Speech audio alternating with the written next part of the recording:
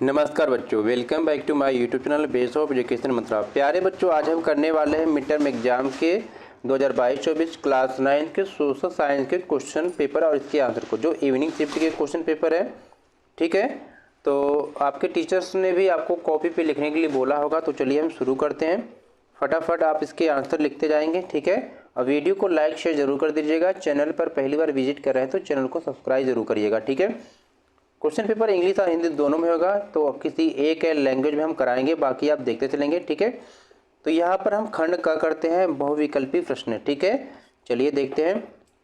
Comment करके बताइएगा कि आपके कितने नंबर सृष्टि में आए थे। ठीक है बच्चों, तो यहाँ पर पहला क्वेश्चन क्या है कि पालमपुर गाँव के लोगों की मुख्य आर्थिक क्रिया क्या है।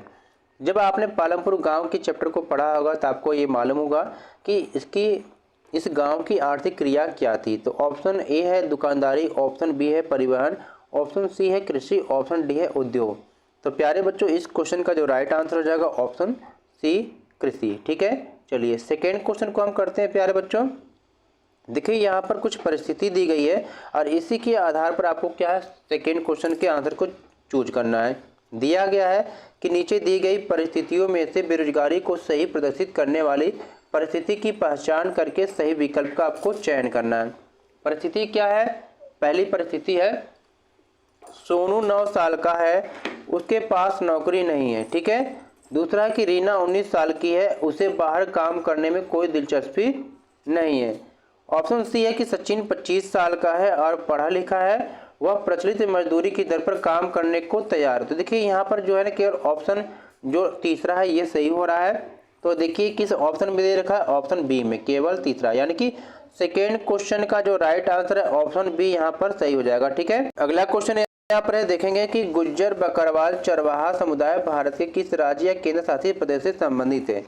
तो क्वेश्चन में जो थर्ड है इसके जो राइट आंसर आप यहाँ पे देख लीजिएगा, क्योंकि टाइम नहीं है, क्योंकि वीडियो लंबी हो जाएगी बच्चों। ऑप्शन 3 सही हो जाएगा, जम्मू और कश्मीर, यानी कि गुज्जर बकरवाल समुदाय जो है जम्मू कश्मीर में पाए जाते हैं। ठीक है, आगे क्वेश्चन है कि ऊंचे पहाड़ों पर स्थित घास के मैदान को क्या कहते हैं। तो देखिए ऊंचे पहाड़ों पर स्थित घास के मैदान को हम कहते हैं बुग्याल, यानी कि ऑप्शन ए बिल्कुल यहाँ पर सही हो जाएगा। ठीक है, क्वेश्चन 5 यहाँ पर कि किसने अक्टूबर 1999 में पाकिस्तान में सैनिक तख्ता पलट की अगुवाई की थी। तो क्वेश्चन नंबर 5 का जो राइट आंसर हो जाएगा ऑप्शन बी परवेज मुशर्रफ। ठीक है, अब इसी के अकॉर्डिंग आप इंग्लिश मीडियम में भी क्वेश्चन को सही कर लेंगे। भाई पहले क्वेश्चन का जो आंसर आपका ये क्या हो जाएगा, कृषि हो जाएगी। सेकेंड क्वेश्चन में आपका ऑप्शन बी सही हो जाएगा यहाँ पर। ठीक है, इसी प्रकार से थर्ड क्वेश्चन में आपका जो है आंसर क्या सही हो जाएगा, सी सही हो जाएगा। फोर्थ क्वेश्चन में आपका सही हो जाएगा बुग्याल। पांचवें क्वेश्चन में ऑप्शन बी से हो जाएगा जनरल परवेज मुशर्रफ। ठीक है, क्वेश्चन नंबर 6 को देखते हैं कि मालधारी खानाबदोश चरवाहे भारत के किस राज्य में प्रमुख रूप से पाए जाते हैं।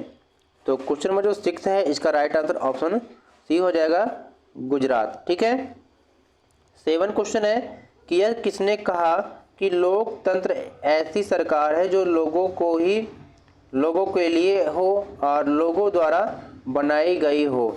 ये बहुत ही फेमस परिभाषा है अब्राहम लिंकन के द्वारा, जो अमेरिका के राष्ट्रपति थे। ठीक है, ऑप्शन ए बिल्कुल सही हो जाएगा। ठीक है, इसके बाद हम मॉर्निंग शिफ्ट के भी क्वेश्चन आंसर को करेंगे।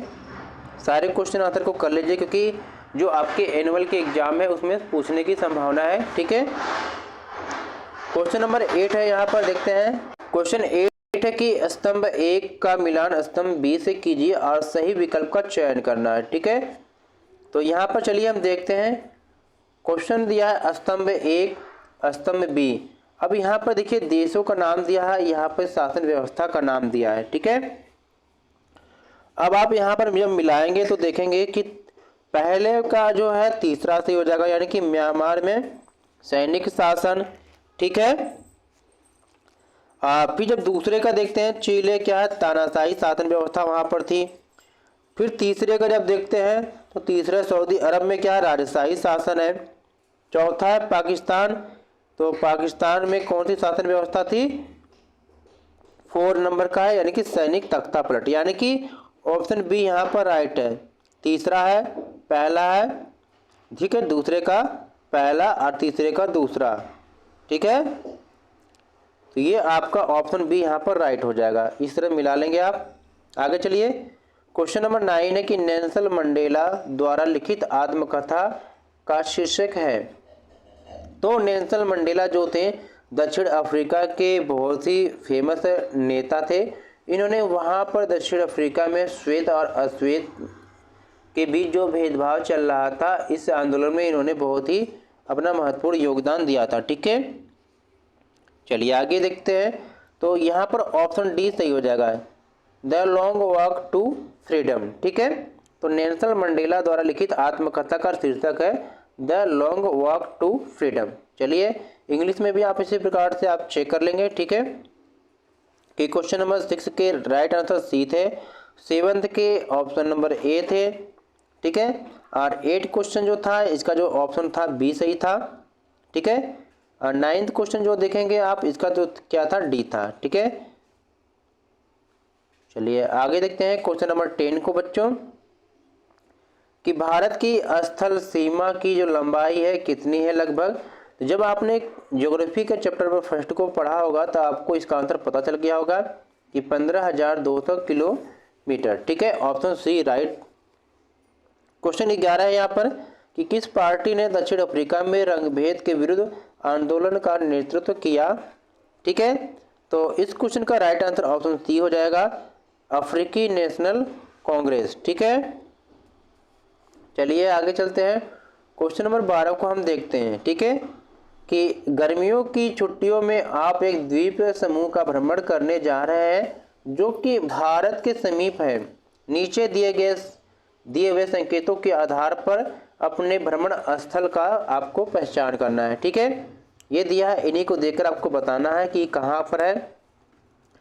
यह अरब सागर में स्थित है। देखिए भारत का जो ये वाला पार्ट है ना, इधर वाला, तो अरब सागर इधर है आपका। ठीक है, ये आपका है अरब सागर है। तो अरब सागर की तरफ जो अरब सागर की तरफ जो द्वीप समूह है वो कौन सा है, वो लक्षद्वीप है। इधर जो बंगाल की खाड़ी है बच्चों, तो इधर जो आपका द्वीप समूह है वो अंडमान निकोबार द्वीप समूह है। ठीक है, अंडमान निकोबार है, ये चीज आप देखेंगे। ठीक है, तो यह अरब सागर में स्थित है।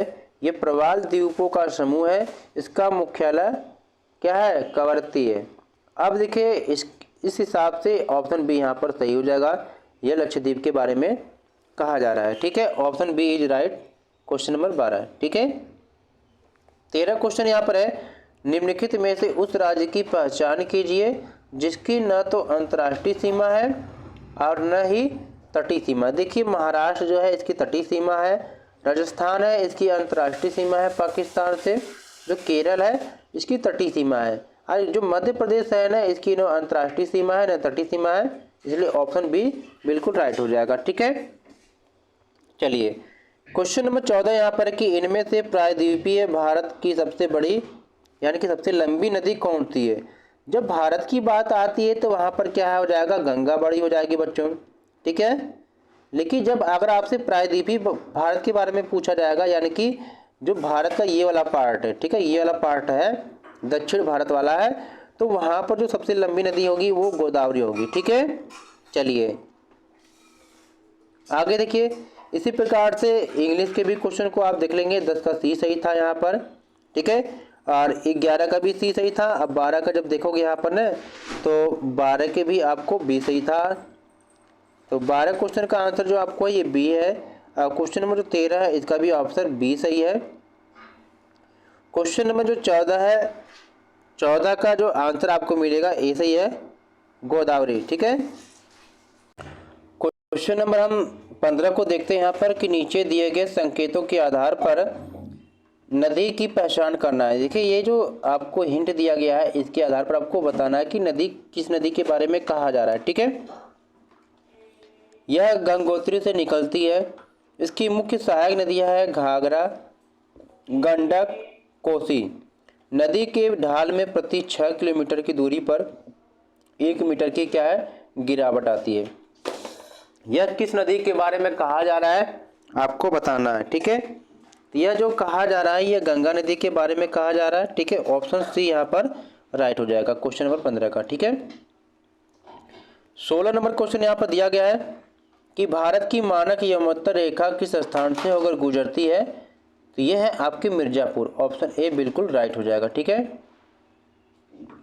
अब देखिए यहाँ पर क्वेश्चन नंबर 17 क्या कहा जा रहा है, ध्यान से देखेंगे कि देखिए इस टाइप के क्वेश्चन आपको 3-4 देखने को मिलेंगे कि नीचे 2 कथन दिया गया है, एक है अभिकथन, दूसरा कारण है। अभिकथन को ए से प्रदर्शित किया गया है, कारण को आर से।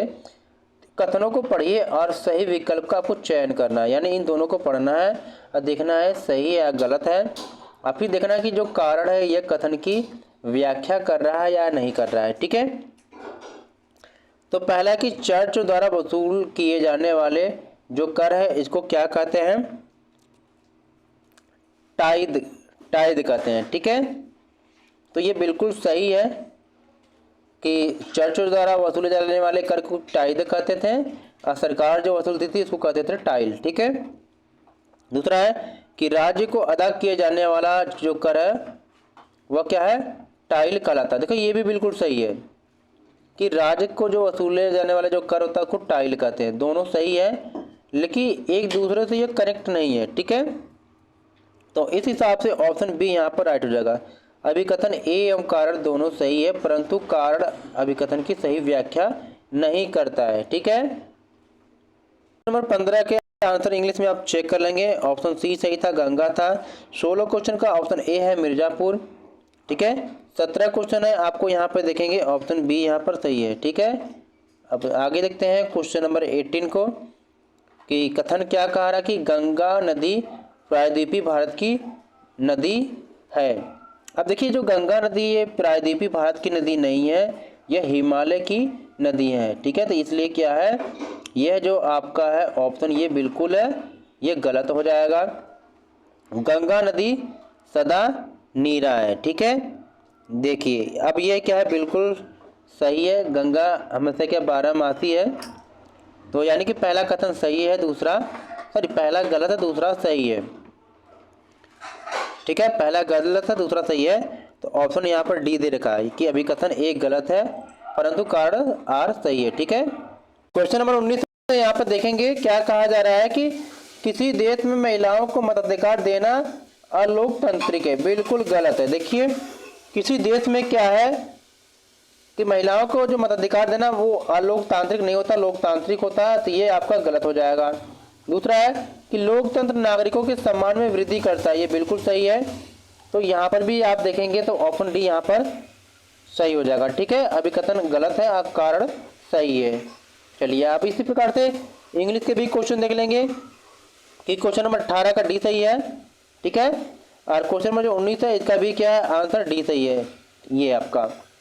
चलिए 20 नंबर के क्वेश्चन देखते हैं कि इसमें कहा गया है भूमि पूंजी और श्रम उत्पादन के प्रमुख साधन है। बिल्कुल सही है।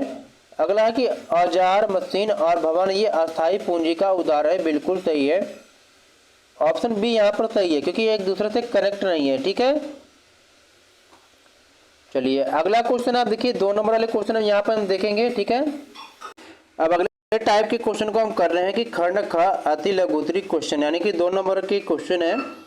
क्वेश्चन नंबर 21 यहाँ पर पूछा जा रहा है कि सर्व शिक्षा अभियान के किन्हीं 2 लक्ष्यों को लिखना है। ठीक है, यहाँ पर क्वेश्चन नंबर 21 है, इसका आंसर हम यहाँ पर देखेंगे। आप यहाँ से देख लेंगे कि सर्व शिक्षा अभियान के जो लक्ष्य हैं, पहला यहाँ पर लिख लेंगे कि 6 से 14 वर्ष की आयु के सभी बच्चों को स्कूली शिक्षा मिलना चाहिए।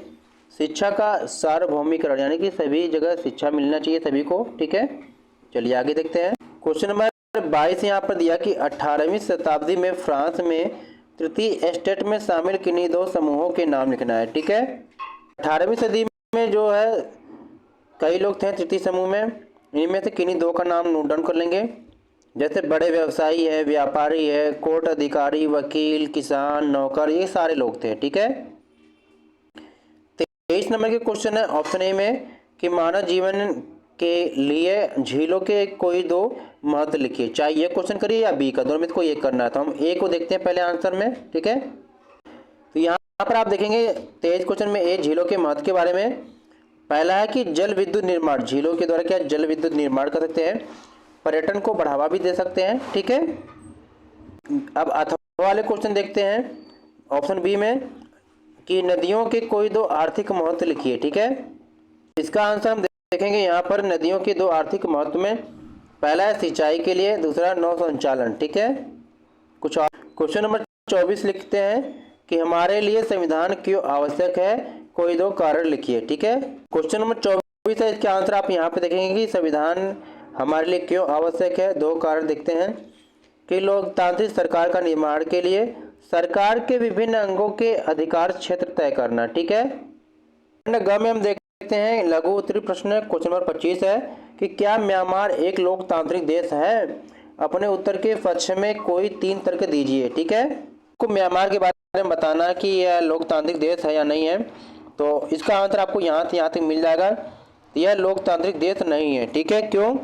म्यांमार में चुनाव में धांधली होती है, शासन के फैसलों में लोगों की भागीदारी नहीं है, सैनिक अधिकारियों का दबदबा है। ठीक है, कोई अन्य कारण भी ले सकते हैं आप। अब इंग्लिश मीडियम के बच्चे हैं, ये क्वेश्चन को आप इंग्लिश में देख लेंगे। ठीक है, और इसी के अकॉर्डिंग अपने आंसर को भी आप ट्रांसलेट करके कर लेंगे आप। ठीक है, एक ही मीडियम में क्वेश्चन को कराया जाएगा। क्वेश्चन नंबर 26 देखेंगे, क्या कहा जा रहा है कि घुमंतू समुदाय के लोग अपना स्थान क्यों बदलते हैं, कोई 3 कारण लिखिए। ठीक है, यहाँ पर देखेंगे कि घुमंतू समुदाय के लोग अपना स्थान क्यों बदलते हैं, 3 कारण यहाँ पर नोट कर लेंगे कि अच्छे चारागाह की खोज में, मौसम बदलने के कारण और पानी की खोज में। कोई अन्य कारण भी होगा तो भी नोट डाउन कर लेंगे आप। ठीक है, अगला क्वेश्चन है अथवा वाला भी है कि वन कानूनों के पास होने से चरवाहों के जीवन में पड़ने वाले किन्हीं 3 प्रभावों का वर्णन कीजिए। ठीक है, इसका आंसर आप यहाँ से यहाँ तक देखेंगे, ये आपका दिया है कि वनों में पशुओं के चराने के लिए,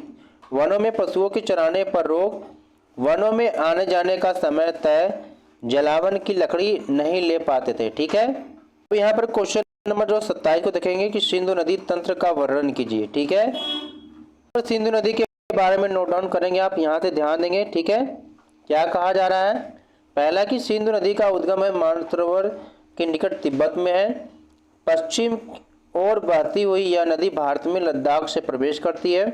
इसकी सहायक नदियां हैं जास्कर, नुब्रा, श्योक और हुंजा। इसके अलावा कोई अलग भी पॉइंट आपने लिखा होगा तो भी सही हो जाएगा। ठीक है, अगला क्वेश्चन है यहाँ पर 28 का कि बेरोजगारी के विभिन्न प्रकारों की उदाहरण सहित व्याख्या कीजिए। ठीक है, तो ये आपके क्वेश्चन नंबर 28 है, इसके आंसर यहाँ से यहाँ तक मिल जाएंगे आपको कि बेरोजगारी के 3 प्रकार थे, प्रच्छन्न बेरोजगारी, मौसमी बेरोजगारी, शिक्षित बेरोजगारी। प्रच्छन्न बेरोजगारी यानी कि किसी खेत में अगर 5 व्यक्ति काम कर रहे हैं तो वहां पर अगर 2 व्यक्ति भी काम कर रहे हैं तो उतने ही उत्पादन हो रहा है जितने 5 व्यक्ति काम कर रहे हैं, तो जो 3 व्यक्ति है वो अतिरिक्त हो गए। तो इस तरह की जो बेरोजगारी प्रच्छन्न बेरोजगारी हो गई। मौसमी बेरोजगारी का मतलब होता है कि मौसम के अनुसार रोजगार मिलना। जैसे भी देखेंगे कि बहुत सारे लोग कोल्ड ड्रिंक में काम करते होंगे, कुछ लोग पंखे में काम करते होंगे, यानी कि जो पंखा बनता जहाँ पर है। तो अब देखिए ठंड का जो टाइम हो रहा है तो इसमें क्या है, उनकी डिमांड कुछ कम हो जाएगी, तो कुछ उनको क्या है, कुछ लोगों को काम से निकाल दिया जाएगा, यानी कि मौसम के अनुसार उनको रोजगार मिलेगा। शिक्षित बेरोजगारी कि बहुत सारे ऐसे लोग हैं भारत में पढ़े लिखे लोग हैं, लेकिन जो वो क्या है ज़्यादा पढ़ लिख लेते हैं तो छोटे मोटे रोजगार नहीं कर पाते या उनको नहीं नौकरी मिल पाती है। इस तरीके से जो बेरोजगारी होती है शिक्षित बेरोजगारी कहलाती है। ठीक है, 9 क्वेश्चन यहाँ पर है कि पालमपुर गांव के किन्हीं 3 गैर कृषि क्रियाओं का वर्णन कीजिए। ठीक है, यहाँ पर देखिए पालमपुर गांव की गैर कृषि क्रिया यहाँ पर है कि लघु स्तरीय विनिर्माण उद्योग करेंगे, डेयरी खोल लेंगे, दुकानदारी, अब परिवहन ले लेंगे। ठीक है, मछली पालन, कुछ भी लिख सकते हैं आप। ठीक है, पशुपालन।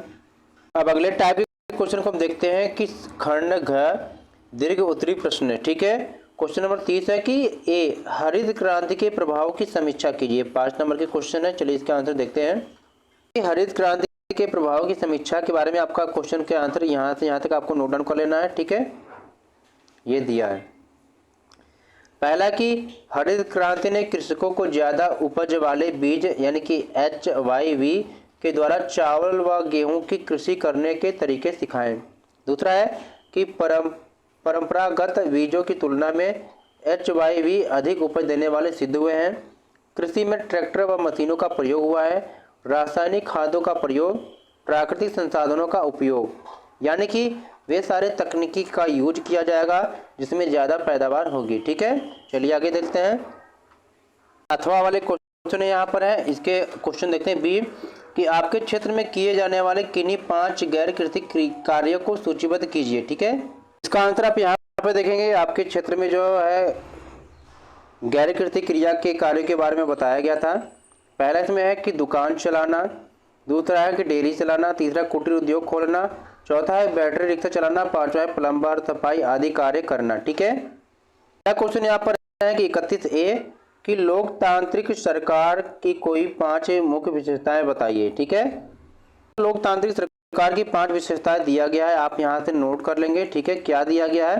पहला है कि विचार अभिव्यक्ति की स्वतंत्रता, स्वतंत्र निष्पक्ष कार्य करने की स्वतंत्रता, राजनीतिक दलों को पूर्ण स्वतंत्रता, मजदूरों व्यापारिक संघ स्थापित करने की स्वतंत्रता, प्रेस की आज़ादी। ठीक है, ठीक है। अथवा वाले क्वेश्चन यहाँ पर है कि गैर लोकतांत्रिक सरकार के 5 सामान्य लक्षण को लिखना है। ठीक है, बी के आंसर यहाँ पर देखेंगे, यहाँ पर दिया है। पहला है कि लोग सरकार की आलोचना नहीं कर सकते हैं, शासनकर्ता सर्वे सर्वा होता है, विपक्षी दलों कोई स्थान नहीं है, मजदूरों को व्यापारिक संघ बनाने की अनुमति नहीं है, प्रेस को पूर्ण आज़ादी प्राप्त नहीं है। ठीक है, 32 नंबर के क्वेश्चन है ए कि भारत के प्रायद्वीपीय पठार का अपने शब्दों में वर्णन कीजिए। ठीक है, पर प्रायद्वीपीय पठार के बारे में कहा गया है, ध्यान से देखेंगे। पहला पॉइंट है यह मेज की आकृति वाला स्थान है। दूसरा है कि पुराने क्रिस्टलीय आग्नेय तथा रूपांतरित शैलों से बना है, चौड़ी तथा छिछली घाटियों एवं गोलाकार पहाड़ियां हैं इसके 2 मुख्य भाग है, पहला मध्य उच्च भूमि, दूसरा है दक्कन का पठार।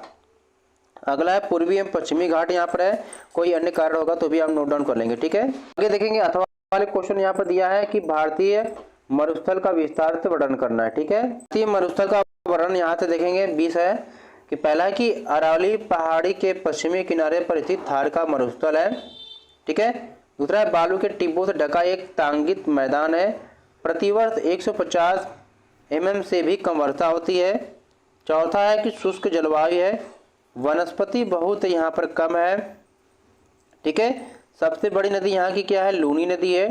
आगे क्या है? बरकान। बरकान क्या होता है? अर्धचंद्राकार बालू का एक टीला होता है, कोई अन्य पॉइंट होगा तो भी नोट डाउन कर लेंगे आप। ठीक है, 33 देखेंगे, यहाँ पर ए है कि फ्रांसीसी क्रांति के संसार पर पड़े दूरगामी प्रभावों का वर्णन कीजिए। ठीक है, फ्रांसीसी क्रांति के संसार पर पड़े दूरगामी परिणाम में पहला है कि सामंती विशेषाधिकारों का अंत, स्वतंत्रता का आदर्श, समानता का सिद्धांत, बंधुत्व की भावना, प्रजातांत्रिक विचार। ठीक है, यहाँ पर 33 के बी के क्वेश्चन को देखते हैं कि फ्रांसीसी क्रांति ने समाज के सभी वर्गों की आकांक्षाओं को पूरा नहीं किया, अपने उत्तर के समर्थन में कोई 5 तर्क दीजिए। ठीक है, इस बी के हम क्वेश्चन और इसके आंसर देखते हैं। पहला है कि फ्रांसीसी क्रांति समाज वंचित वर्गों जैसे व्यापारी, किसान, भूमिहीन, मजदूर तथा महिलाओं द्वारा की गई।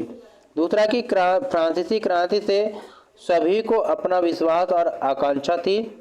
अगला यहाँ पर दे रखा है कि वे भोजन व काम के बदले में बेहतर जीवन के इच्छुक थे। अगला कि हालांकि इसने उन आकांक्षाओं को पूरा नहीं किया जैसे राजनीतिक अधिकार धनी वर्ग के लिए आरक्षित थे। महिलाओं को 1946 में वोट देने का अधिकार मिला। ठीक है, वास्तव में स्वतंत्रता व समानता के अपने स्वयं के सिद्धांतों का उल्लंघन किया था जब उन्होंने अपने गरीब नागरिकों, महिलाओं और दासों के अधिकारों से वंचित कर दिया था, जो अंततः 1848 में मुक्ति प्राप्त कर चुके थे। ठीक है, इंग्लिश में सारे क्वेश्चन देख लेंगे आप। ठीक है, इसके बाद हम नेक्स्ट टाइप के क्वेश्चन को हम देखते हैं बच्चों। यहाँ पर नेक्स्ट टाइप है केस आधारित प्रश्न, यानी कि पैराग्राफ वाले क्वेश्चन। तो आपको पैराग्राफ पढ़ के क्वेश्चन के आंसर आपको, तो पहला देखेंगे, पढ़ते रहेंगे पैराग्राफ को कि जापान जैसे देश ने मानव संसाधन पर अपने निवेश किया है, उसके पास कोई प्राकृतिक संसाधन नहीं था। यह धनी देश है, वे अपने देश के प्राकृतिक संसाधनों का आयात करते हैं। वे कैसे धनी विकसित बने? उन्होंने लोगों में विशेष रूप से शिक्षा और स्वास्थ्य के क्षेत्र में निवेश किया। उन लोगों ने भूमि और पूंजी जैसे अन्य संसाधनों का कुशल उपयोग किया। ये तो पैराग्राफ हो गए। पहला क्वेश्चन अगर देखोगे कि उपयुक्त गद्यांश में किस देश के विषय में बात की गई है, तो इसका आंसर हो जाएगा जापान। ठीक है, ये पहले का आंसर हो जाएगा जापान, क्योंकि ये कहा गया है जापान के बारे में। ठीक है, दूसरा क्वेश्चन है कि जापान अपने देश के लिए प्राकृतिक संसाधनों का आयात क्यों करता है। ठीक है, हो जाएगा यहाँ पर कि जापान के पास कोई भी प्राकृतिक संसाधन नहीं है, इसीलिए वो आयात करता है। ठीक है, क्वेश्चन है यहाँ पर कि जापान अपने लोगों पर किस क्षेत्र में निवेश करता है, तो वह किस पे करता है, शिक्षा और स्वास्थ्य के क्षेत्र में। तो ये तीसरे क्वेश्चन का आंसर ये आपको यहाँ पर मिल जाएगा। ठीक है, चलिए सेकेंड का यहाँ से है कि उसके अपने पास कोई भी क्या है, संसाधन नहीं है। ठीक है, यहाँ पर हो जाएगा तीसरे का आंसर कि उसके पास कोई भी संसाधन नहीं है प्राकृतिक। चलिए आगे देखते हैं। क्वेश्चन नंबर 14 है, इसके पैराग्राफ आप पढ़ लेंगे जल्दी। ठीक है, सीधे क्वेश्चन आज के आंसर को हम करते हैं। अब देखिए पहला क्वेश्चन है कि राइका समुदाय प्रमुख रूप से भारत के किस राज्य में स्थित है। तो देखिए राइका कहाँ पर है, ये राजस्थान में है। ठीक है, पहले का आंसर आपको यहाँ पर मिल जाएगा, पहला का। चलिए आगे देखते हैं। सेकंड कह रहा है कि राइका समुदाय के लोग कौन कौन से कार्य करते हैं। तो राइका समुदाय के लोग कौन कौन से कार्य करते हैं, यहाँ पर आंसर को यहाँ मिल जाएगा कि राइका खेती के साथ साथ चरवाहा का भी काम करते हैं। यहाँ से यहाँ तक कर लेंगे, ये सेकेंड क्वेश्चन का आंसर आपको मिल जाएगा। ठीक है, चलिए तीसरा देखते हैं कि राइका समुदाय के लोग कौन कौन से पशु पालते हैं। तो बहुत सारी चीज़ें यहाँ पे दे रखा है कि राइका समुदाय के लोग क्या करते हैं कि ऊँट पालते हैं और भेड़ बकरियाँ, ऊँट भेड़ बकरियाँ ये सारे पालते हैं। ये तीसरे क्वेश्चन का आंसर आपको मिल जाएगा। ठीक है, आंसर आपको यहाँ पर दे रखा है, यहाँ पर पहला दूसरा तीसरा का अब देख लेंगे। ठीक है, इंग्लिश में क्वेश्चन आप देख लेंगे सारे के सारे आप पैराग्राफ। ठीक है, 36 क्वेश्चन को आप देखते हैं, इस पैराग्राफ को आप पढ़ लेंगे। ठीक है, क्वेश्चन फर्स्ट देखते हैं कि भारतीय संविधान सभा के प्रारूप समिति के अध्यक्ष कौन है। तो यहाँ पर दिया है कि देखिए दिया है कि प्रारूप कमेटी के प्रमुख डॉक्टर भीमराव अम्बेडकर ने चर्चा की, प्रारूप संविधान बनाया। तो प्रारूप कमेटी के जो अध्यक्ष थे वो डॉक्टर भीमराव अम्बेडकर थे। ये पहले क्वेश्चन का आंसर आपको यहाँ से मिल जाएगा। ठीक है, सेकेंड है कि भारतीय संविधान को बनने में कितना समय लगा। ठीक है, पर दिया है कि 3 वर्षों में कुल 114 दिन की गंभीर चर्चा हुई थी।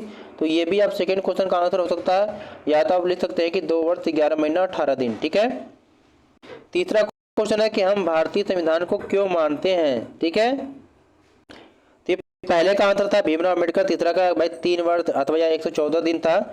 तो हम इसे क्यों मानते हैं, तो इसका आंसर तीसरा का ये है कि यह भारत के लोगों के द्वारा ही बनाया गया था, इसलिए हम मानते हैं। इसकी बुनियादी सिद्धांत गंभीर चर्चा व सर्वसम्मति से बनाए गए थे। कोई अन्य कारण होगा तो भी लिख लेंगे आप। ठीक है, अब यहाँ मैप के क्वेश्चन को हम पढ़ेंगे। मानचित्र के आधारित क्वेश्चन है, 2 खंड है कि पहला है फ्रांस के मानचित्र पर आपको ए और बी को दर्शाना है। ये ए और बी है, इनको दिखाना क्या है कि जो ए है वह एक नगर है जिसका नाम है फ्रांस के राष्ट्रगान से जुड़ा हुआ है। यानी जो ए में दिया है यह एक नगर है जिसका नाम क्या, फ्रांस के राष्ट्रगान से जुड़ा है। बी दूसरा है कि दास व्यापार से संबंधित फ्रांस का एक बंदरगाह है। ठीक है,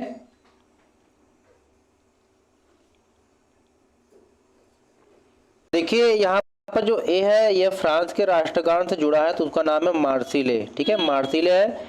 ये बंदरगाह दे रखा है तो इसका नाम नांतेस है। ठीक है, 37 के बी क्वेश्चन है कि भारत के राजनीतिक मानचित्र पर निम्नलिखित में से किन्हीं 3 को आपको दिखाना है। इन चारों में से किन्हीं 3 को आपको दिखाना है। पहला है सांबर झील को, दूसरा है केटू है, तीसरा मालाबार तट है, चौथा है पंजाब। आप देखेंगे पंजाब आपका यहाँ पे दे रखा है, ये है। ठीक है, सांबर झील आपके राजस्थान में है, मालाबार तट आपका ये वाला एरिया है, ये मालाबार तट हो गया।